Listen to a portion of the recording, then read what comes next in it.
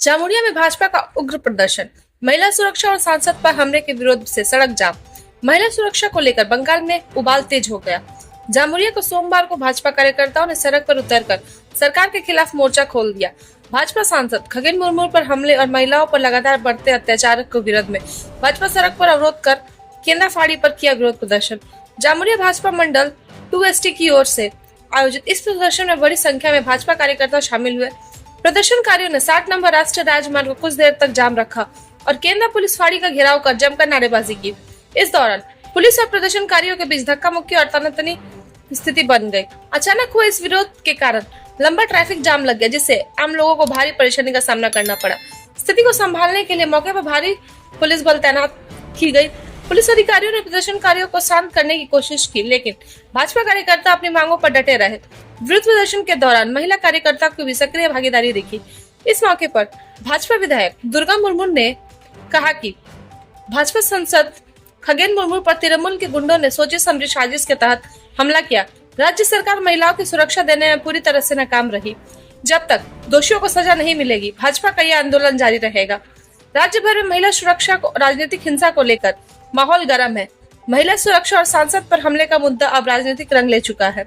भाजपा जहां राज्य सरकार पर गंभीर आरोप लगा रही है, वहीं तृणमूल कांग्रेस का कहना है कि भाजपा इस घटना का राजनीतिक लाभ उठाना चाहती है। अब देखना दिलचस्प होगा कि जामुरिया में उठी यह आवाज राज्य की राजनीति में कितना दूर तक गूंजती है। आगे अपडेट्स के लिए देखते रहिए। ब्यूरो रिपोर्ट, न्यूज गुरु, आसनसोल।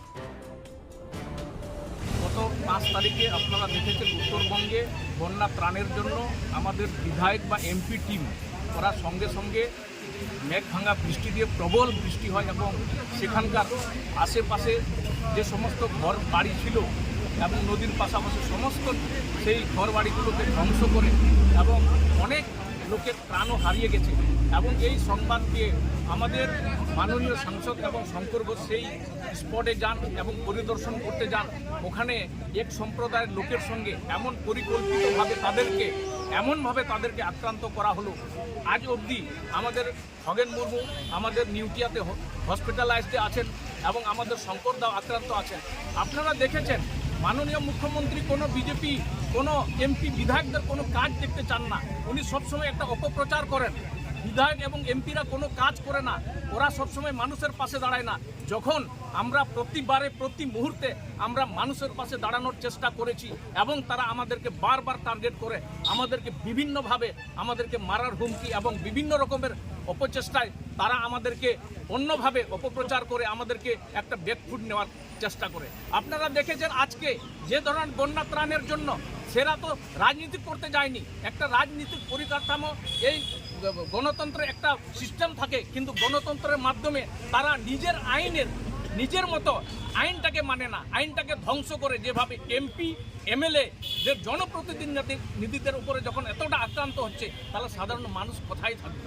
আপনারা দেখেছেন আমাদের সমস্ত সার্বিকভাবে বলছি, শুধুমাত্র আদিবাসীদের ক্ষেত্রে না, কিন্তু আপনি দেখেন আমরা দুর্গাপুরে হোক না কেন, আরজি করে হোক না কেন, সমস্ত জায়গায় যেভাবে কামদুনির মধ্যে যেভাবে নারী ধর্ষণ হয়েছে, আজ অবধি কিন্তু কোনো জাস্টিস পাইনি।